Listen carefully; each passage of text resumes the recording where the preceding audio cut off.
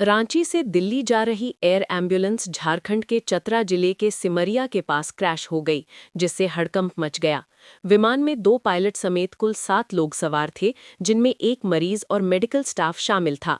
बताया जा रहा है कि फ्लाइट ने शाम 7:11 पर रांची एयरपोर्ट से उड़ान भरी थी, लेकिन टेक ऑफ के कुछ ही मिनटों बाद रडार से संपर्क टूट गया। डीजीसीए के अनुसार रेडबर्ड एयरवेज का बीचक्राफ्ट C-90 विमान 19:34 के आसपास संपर्क से बाहर हो गया। स्थानीय लोगों ने घटनास्थल पर इंजन और प्रोपेलर के मलबे देखने की बात कही है। जिला प्रशासन की सर्च टीम मौके पर पहुंच चुकी है। Aircraft accident investigation bureau AAIB को जांच सौंपी गई है और खराब मौसम व तकनीकी खराबी दोनों एंगल से जांच की जा रही है।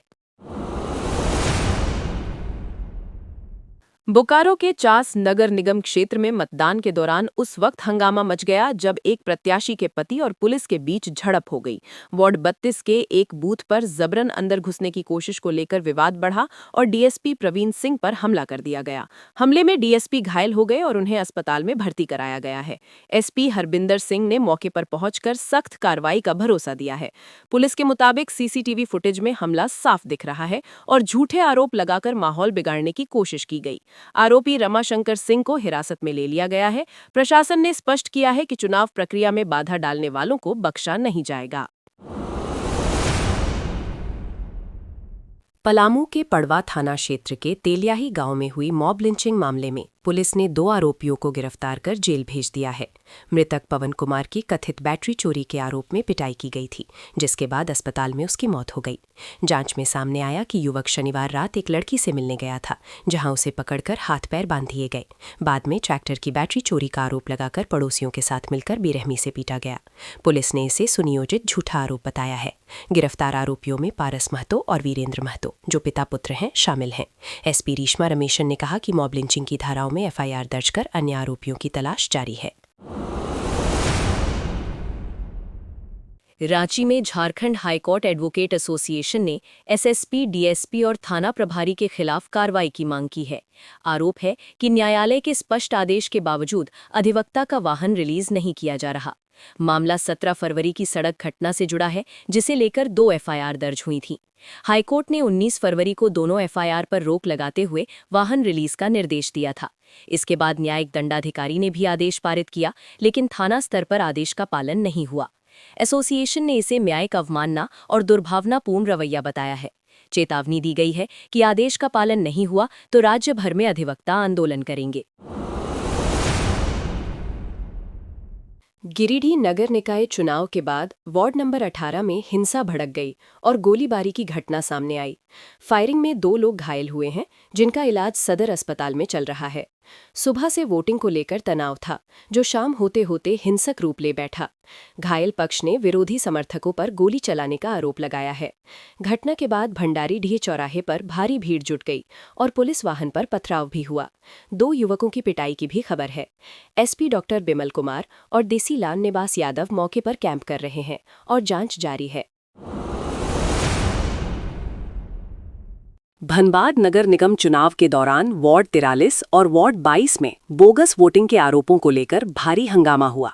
मिनी आईटीआई बूथ पर 2 गुट आमने सामने आ गए, जिसके बाद पुलिस को हल्का लाठीचार्ज करना पड़ा। आरोप है कि बिना पहचान पत्र के महिलाओं से वोट डलवाए जा रहे थे। कई मतदाताओं ने शिकायत की कि उनके नाम पर पहले ही वोट पड़ चुका है। सरायढेला थाना पुलिस ने मौके पर पहुंचकर संदिग्ध लोगों को बाहर निकाला। प्रशासन ने अतिरिक्त पुलिस बल तैनात कर मतदान दोबारा शुरू कराया। फिलहाल स्थिति नियंत्रण में है, लेकिन चुनावी सुरक्षा व्यवस्था पर सवाल उठने लगे हैं। मौसम विज्ञान केंद्र रांची ने 24 फरवरी को कई जिलों में वज्रपात और हल्की बारिश की संभावना जताई है। रांची, बोकारो, हजारीबाग, गुमला, खूंटी समेत कई जिलों में येलो अलर्ट जारी किया गया है। दिन के तापमान में बढ़ोतरी दर्ज की गई है। चाईबासा में 34.8 डिग्री तक तापमान पहुंच गया। न्यूनतम तापमान भी सामान्य से ऊपर दर्ज हो रहा है। मौसम विभाग ने लोगों को बिजली गिरने के दौरान सतर्क रहने की सलाह दी है।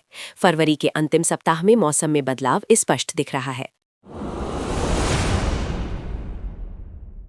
गुमला के कामडारा थाना क्षेत्र में पुलिस ने एक प्रेमी जोड़े के शव बरामद किए हैं। युवक रमेश चीक बड़ाइक 20 और युवती सोनी कुमारी 16 की पहचान हुई है। प्रारंभिक जांच में प्रेम प्रसंग के कारण आत्महत्या की आशंका जताई गई है। युवक ने घटना से पहले सोशल मीडिया पर वीडियो पोस्ट कर पारिवारिक असहमति का जिक्र किया था। पुलिस ने शवों को पोस्टमार्टम के लिए भेज दिया है। मामले की विस्तृत जांच जारी है।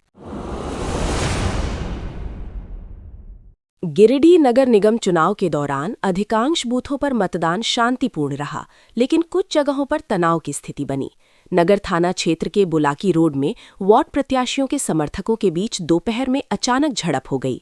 धक्का मुक्की, गाली गलौज और मारपीट की नौबत आ गई, जिसके बाद पुलिस को हस्तक्षेप करना पड़ा। मौके पर पहुंची पुलिस ने पहले लोगों को समझाने की कोशिश की, लेकिन जब भीड़ नहीं मानी तो हल्का लाठीचार्ज किया गया। डीएसपी मुख्यालय नीरज कुमार सिंह भी मौके पर पहुंचे और हालात को नियंत्रित किया। सुबह वार्ड 18 में भी सड़क जाम और हंगामे की खबर आई थी। एसपी डॉक्टर विमल कुमार ने कई बूथों का निरीक्षण कर सख्त निगरानी के निर्देश दिए और कहा कि कहीं भी मतदान बाधित नहीं होने दिया जाएगा। धनबाद के झरिया इलाके में कोयला लदे ट्रक की चपेट में आने से एक मासूम बच्ची की मौत हो गई, जिसके बाद इलाके में भारी आक्रोश फैल गया। घटना के विरोध में लोगों ने झरिया बलियापुर मुख्य मार्ग पर आगजनी कर सड़क जाम कर दिया।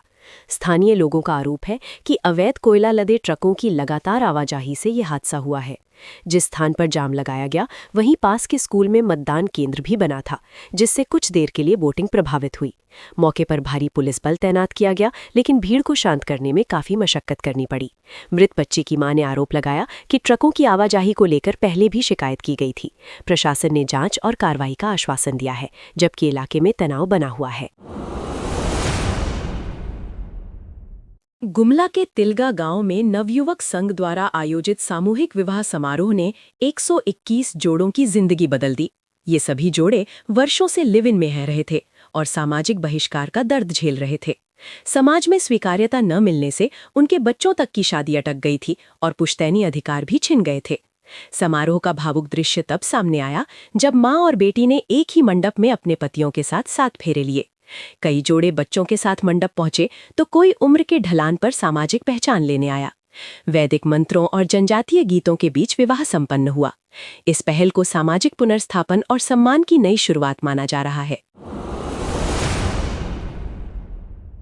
धनबाद नगर निकाय चुनाव के दौरान वार्ड 27 और सूसनी लेवा नागनगर के कई बूथों पर समर्थकों के बीच तीखी झड़प हुई। पुष्पा देवी और पिंकी देवी के समर्थकों के बीच आरोप प्रत्यारोप के बाद हाथापाई की नौबत आ गई। एक पक्ष ने बीएलओ पर मतदाताओं को प्रभावित करने का आरोप लगाया तो दूसरे ने बाहरी लोगों को लाने की बात कही। सूसनी लेवा में भी पार्षद प्रत्याशी के प्रतिनिधि को लेकर विवाद इतना बढ़ा कि धक्का मुक्की और मारपीट की खबर आई। सूचना मिलते ही पुलिस पहुंची और दोनों पक्षों को बूथ परिसर से बाहर कर शांति बहाल की। कुछ देर मतदान प्रभावित हुआ, लेकिन बाद में प्रक्रिया फिर से शुरू कर दी गई। प्रशासन ने साफ कहा है कि कानून व्यवस्था से खिलवाड़ बर्दाश्त नहीं होगा।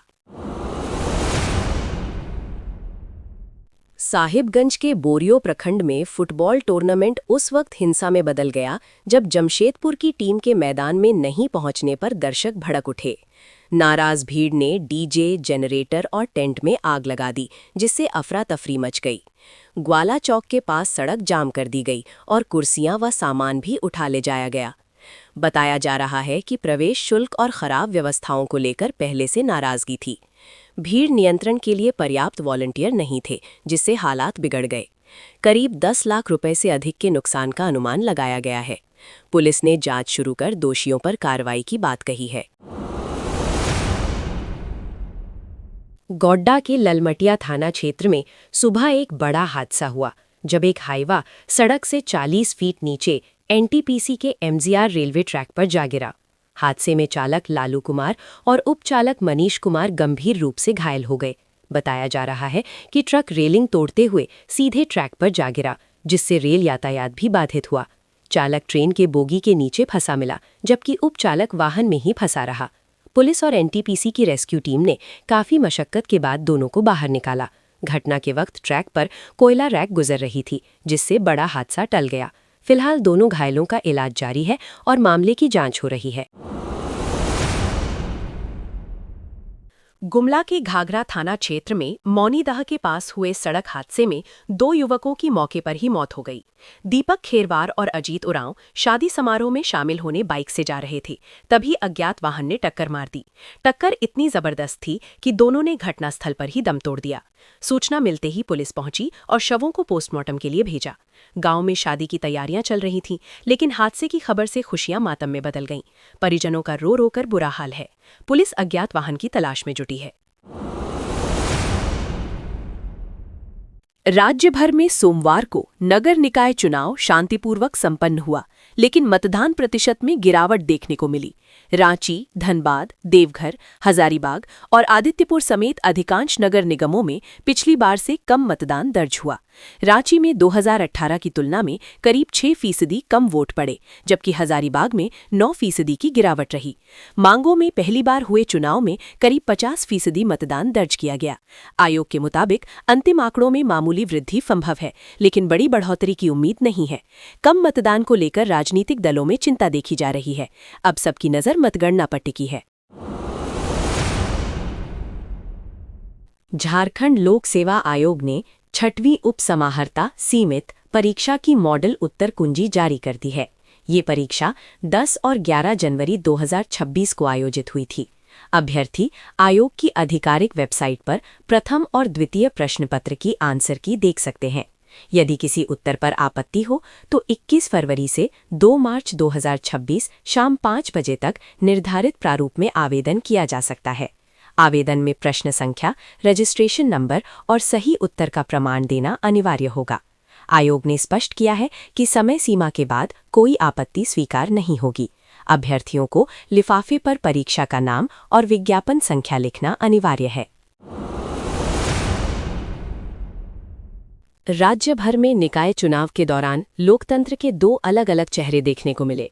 एक ओर कई जिलों में मतदाताओं की लंबी कतारें दिखीं, तो दूसरी ओर हिंसा और बोगस वोटिंग की घटनाएं भी सामने आईं। बोकारो में झड़प के दौरान डीएसपी घायल हो गए, जबकि गिरिडीह और धनबाद में बूथों पर मारपीट हुई। साहिबगंज में ड्यूटी पर तैनात जवान की राइफल से गलती से गोली चलने से अफरा तफरी मच गई। कोल्हान क्षेत्र में चुनाव के विरोध में बंद और हाईवे जाम की स्थिति भी रही। पुलिस और प्रशासन ने कई जगह हस्तक्षेप कर हालात संभाले। भारी सुरक्षा के बीच मतदान प्रक्रिया पूरी कराई गई। रांची के बुढ़मू थाना क्षेत्र में 14 वर्षीय सोनू लोहरा की करंट लगने से दर्दनाक मौत हो गई। वो करंज के पेड़ पर दतवन तोड़ने चढ़ा था, तभी 11,000 वोल्ट की बिजली तार की चपेट में आ गया। करंट लगते ही उसकी मौके पर ही मौत हो गई और तार टूटने से नीचे आग भी लग गई। ग्रामीणों ने तुरंत बिजली विभाग को सूचना देकर सप्लाई बंद करवाई। पुलिस ने शव को पोस्टमार्टम के लिए भेज दिया है। ग्रामीणों का आरोप है कि खुले तार की शिकायत पहले भी की गई थी, लेकिन कार्रवाई नहीं हुई। प्रशासन ने परिवार को सहायता देने का आश्वासन दिया है। यूजीसी ने देश भर के 32 फर्जी संस्थानों की सूची जारी की है, जिसमें झारखंड का कथित दक्ष विश्वविद्यालय भी शामिल है। आयोग ने स्पष्ट किया है कि ऐसे संस्थानों की डिग्रियां ना नौकरी के लिए मान्य होंगी और ना उच्च शिक्षा के लिए। रांची के पते पर दर्ज इस विश्वविद्यालय का स्थानीय स्तर पर कोई अस्तित्व नहीं मिला।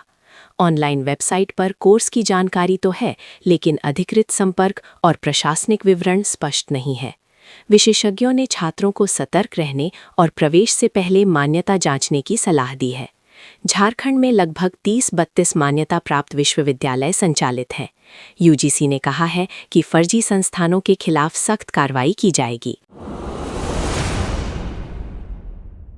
धनबाद के झरिया स्थित लिलोरी पत्थरा में अवैध कोयला लदे ट्रक ने देर रात घर के बाहर सो रही 11 वर्षीय मुस्कान को कुचल दिया, जिससे उसकी मौके पर ही मौत हो गई। हादसा रात करीब 2 बजे हुआ और घटना के बाद पूरे इलाके में गुस्से की लहर दौड़ गई। आक्रोशित ग्रामीणों ने सोमवार सुबह झरिया बलियापुर मुख्य मार्ग जाम कर दिया और अवैध कोयला परिवहन पर रोक की मांग की। स्थानीय लोगों का आरोप है कि रात के अंधेरे में तेज रफ्तार ट्रकों की लगातार आवाजाही से हादसे आम हो गए हैं। कई बार शिकायत के बावजूद प्रशासन ने ठोस कार्रवाई नहीं की, जिससे नाराजगी और बढ़ी। मौके पर पहुंचे पूर्व विधायक संजीव सिंह ने परिवार को सहयोग का भरोसा दिया। पुलिस ने शव को पोस्टमार्टम के लिए भेजते हुए दोषियों पर कड़ी कार्रवाई का आश्वासन दिया है। गोड्डा के ललमटिया थाना क्षेत्र में सोमवार सुबह एक बड़ा हादसा हुआ, जब एक हाईवा अनियंत्रित होकर करीब 40 फीट नीचे एनटीपीसी की एमजीआर रेलवे ट्रैक पर जा गिरा। हादसे में चालक लालो कुमार और उपचालक मनीष कुमार घायल हो गए, जिन्हें रेस्क्यू कर अस्पताल पहुंचाया गया। बताया जा रहा है कि वाहन रेलिंग तोड़ते हुए सीधे ट्रैक पर गिरा, जिससे रेलखंड में यातायात बाधित हो गया। चालक ट्रेन के डिब्बे के नीचे फंस गया था, जबकि उपचालक केबिन में ही फंसा रहा। पुलिस और एनटीपीसी की टीम ने करीब आधे घंटे की मशक्कत के बाद दोनों को बाहर निकाला। घटना के समय ट्रैक पर कोयला रैक गुजर रही थी, जिससे बड़ा हादसा टल गया। फिलहाल दोनों घायलों का इलाज जारी है और दुर्घटना के कारणों की जांच हो रही है। राज्य सरकार और पंजाब नेशनल बैंक के बीच स्टेट गवर्नमेंट सैलरी पैकेज योजना के तहत 24 फरवरी को रांची में समझौता ज्ञापन पर हस्ताक्षर होंगे।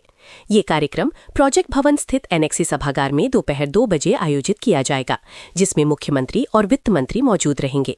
इस समझौते से सरकारी कर्मचारियों को विशेष बैंकिंग सुविधाएं और डिजिटल वेतन प्रबंधन का लाभ मिलेगा। साथ ही राज्य के वित्तीय आंकड़ों से जुड़ा एक विशेष डैशबोर्ड भी लॉन्च किया जाएगा। इस डैशबोर्ड के जरिए राजस्व और व्यय की रियल टाइम मॉनिटरिंग संभव होगी।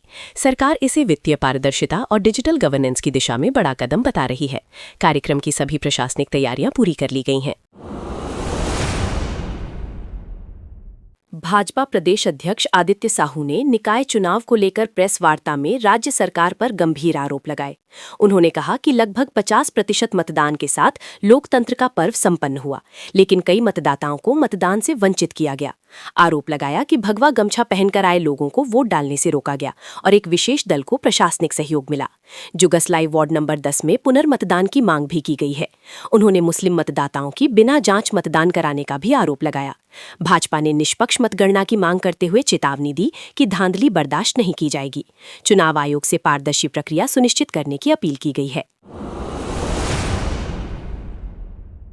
मुख्यमंत्री हेमंत सोरेन से रांची स्थित आवासीय कार्यालय में पंडित रघुनाथ मुर्मू हेरिटेज ट्रस्ट के प्रतिनिधिमंडल ने मुलाकात की। बैठक में 11-12 अप्रैल 2026 को दुबई के बुर्ज खलीफा में प्रस्तावित ओलची की शताब्दी समारोह पर चर्चा हुई। समारोह का उद्देश्य ओलची की लिपि को अंतर्राष्ट्रीय पहचान दिलाना है। प्रतिनिधियों ने सर्वे ऑफ इंडिया द्वारा ओलचिकी में अनुदित झारखंड का मानचित्र मुख्यमंत्री को भेंट किया। ट्रस्ट के अध्यक्ष चुनियान मुर्मू समेत अन्य सदस्य बैठक में उपस्थित रहे। मुख्यमंत्री ने आयोजन को सांस्कृतिक दृष्टि से महत्वपूर्ण बताते हुए शुभकामनाएं दी। इस आयोजन को आदिवासी भाषा और पहचान के वैश्विक विस्तार की दिशा में अहम कदम माना जा रहा है।